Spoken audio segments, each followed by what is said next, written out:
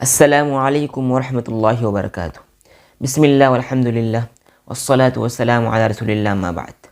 اعوذ باللہ من الشیطان الرجیم، بسم اللہ الرحمن الرحیم، والفجر ولیال عشر، قسم ہے فجر کی اور 10 راتوں کی۔ امام ابن کثیر رحمۃ اللہ علیہ نے بخاری کے حوالے سے لکھا ہے کہ اس سے مراد ذی الحجہ کے ابتدائی 10 ایام ہے۔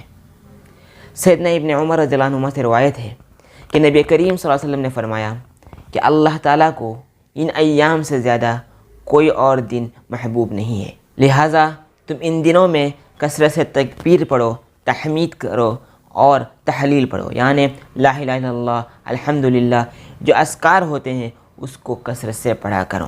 سعید بن جبیر فرماتے ہیں کہ سیدنا ابن عباس رضی اللہ عنہ کے مطابق کہ نبی کریم صلی اللہ علیہ وسلم ان ایام میں سخت سے سخت ترین محنت کیا کرتے تھے۔ ابن حجر رحمۃ اللہ نے لکھا ہے کہ ان ایام کے مبارک ہونے کی خاص وجہ یہ ہے کہ ان ایام میں حج کے مناسک، حج کے اعمال ادا کیے جاتے ہیں۔ اب ان ایام میں ہم کو کام کیا کرنا ہے؟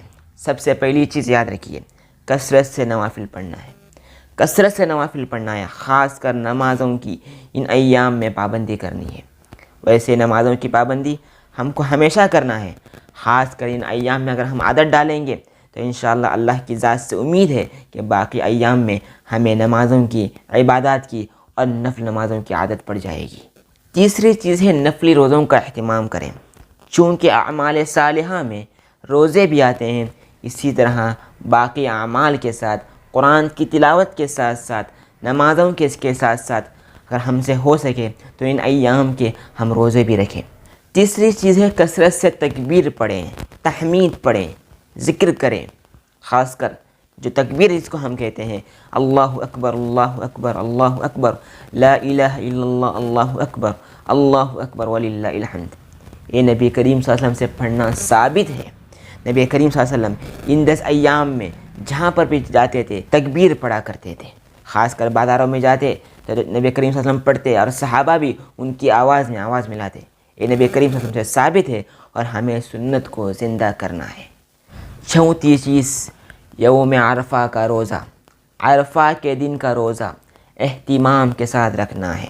نبی کریم صلی اللہ علیہ وسلم نے فرمایا کہ مجھے امید ہے کہ اس روزے کی وجہ سے اگلے ایک سال کے اور پچھلے ایک سال کے گناہ معاف ہوتے ہیں، یہ صحیح مسلم کی روایت ہے۔ لہذا 9 ذی الحجہ اپنے علاقے کے کیلنڈر کے حساب سے، تاریخ کے حساب سے ہم اس دن کے روزے کا اہتمام کریں۔ یہ دن کا روزہ رکھنا سنت ہے اور یہ روزہ حاجیوں کے لیے نہیں ہے، جو مقامی لوگ ہیں یہ ان کے لیے روزہ ہے۔ 5ویں اہم چیز، ان ایام میں کی جانے والی عبادت قربانی ہے۔ قربانی حضرت سیدنا ابراہیم علیہ السلام کی بھی سنت ہے اور نبی کریم صلی اللہ علیہ وسلم کی بھی سنت ہے۔ جن کے اندر استطاعت ہو وہ قربانی ضرور کریں۔ سنن ابو داؤد کی روایت کے مطابق قربانی کا دن سال کا سب سے افضل ترین دن ہے۔ یہ میں نے آپ کو صرف عبادات بتا دیے، باقی آپ انشاءاللہ مسائل اگر پوچھنا چاہتے ہوں تو آپ کمنٹ بھی کر سکتے ہیں اور اپنے مقامی علماء سے بیٹھ کر پوچھ بھی سکتے ہیں۔ اللہ تبارک و تعالیٰ سے دعا ہے کہ اللہ تعالیٰ ہمیں نیک اعمال کو کرنے کی توفیق عطا فرمائے اور توحید پر، ایمان پر ہمیں موت نصیب فرمائے۔